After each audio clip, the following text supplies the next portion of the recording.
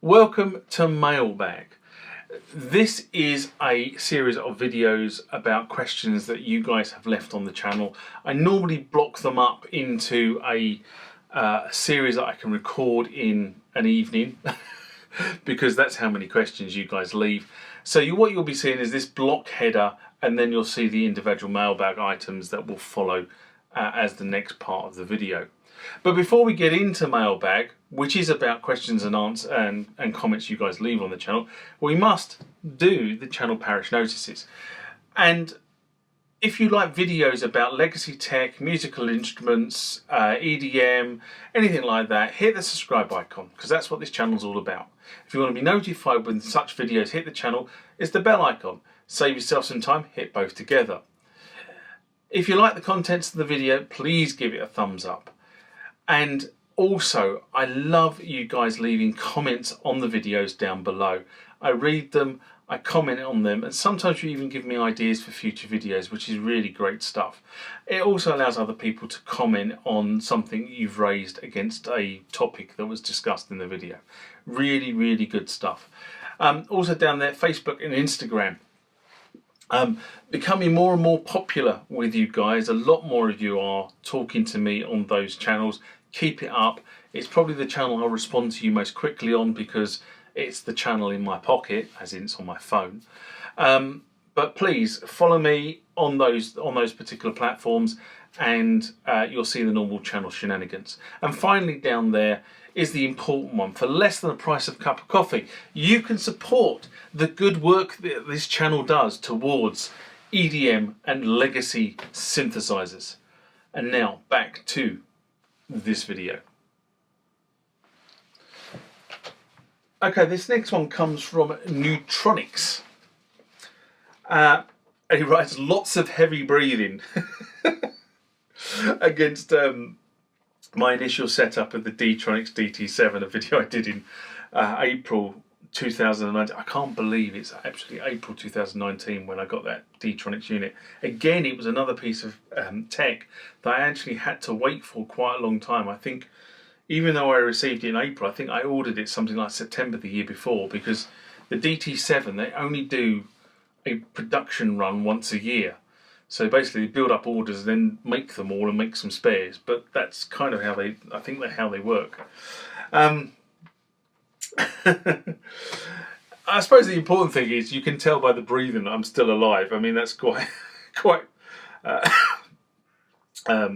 amusing.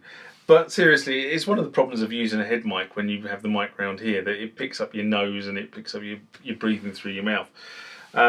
Which is why, you know, I've now swapped the recording setup to this mic that's up here, that's out of shot, because you get better audio from it, assuming I can actually get the damn thing set up in the various scenarios.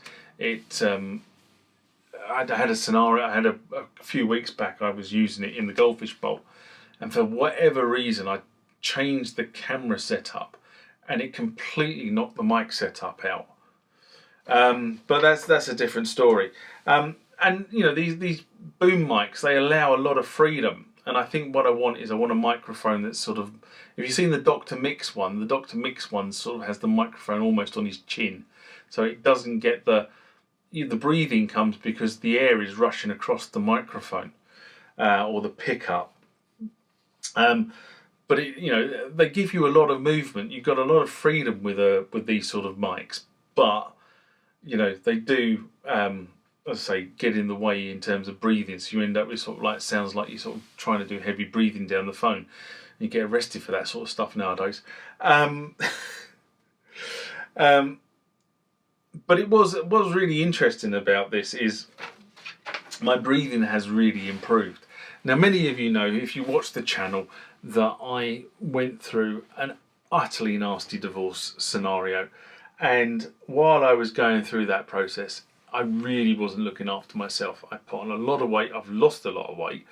I put on a lot of weight during that process, and you could hear that in my breathing. You could hear that in, you know, one of the things that the housemates have said to me is that they can't hear me sleeping now. When I first moved in here, they said that they could hear me sleeping because they could hear me snoring, and you know, they can't hear me now. Whether that means they've got accustomed to me or not, that's a different kettle of fish. But they say that they can't hear me sleeping. Occasionally, if I've had a few drinks or something, they can. But generally, because of the amount of weight I've lost, and I really can't see the amount of weight I've lost. I just know I've lost weight because I've gone down 2 trouser sizes in my jeans. These are 34-inch waist jeans now, which is, 3 was that the 6. At one point I was up to 40-inch, so that's the difference there. And the other thing it does do, which is which is quite unfortunate, but I am losing this, but it highlights you lose this last. Anyway, I talk about various situations, but believe you me, if you're going through a situation like that, and this is the reason why I'm talking about this, is if you're going through a situation like that, you're going through a divorce, you're not really looking after yourself, you're letting yourself go a bit, it's okay. Okay, you've got to get yourself through that process. You've got to get yourself onto an even keel. And when you get yourself onto an even keel, then start thinking about what you need to do to improve your health. Okay, so that's all I'm going to say on this, but that was the reason why I brought this up. It's about the heavy breathing, but I do want to get a sort of Dr. Mick style microphone, but the better microphones cost a lot of money, so I'm kind of saving up the Patreon's pennies to allow me to buy those in the future.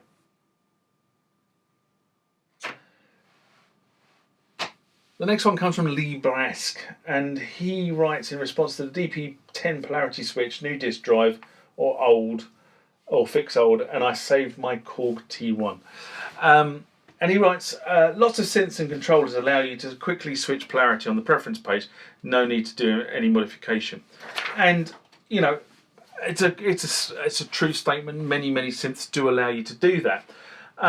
The problem you have has just been highlighted by another mailbag item I've done, which is things like resistance and voltage and things like that, where the pedal that you're plugging in has different characteristics to what the synthesizer was expected.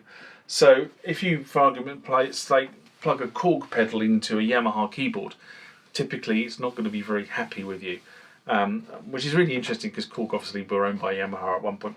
Anyway, you do make a good point. However, all pedals cannot support the change made in the synth. And as you rightly pointed out, it's worth looking through the settings menu of your synth to see if you can change the polarity.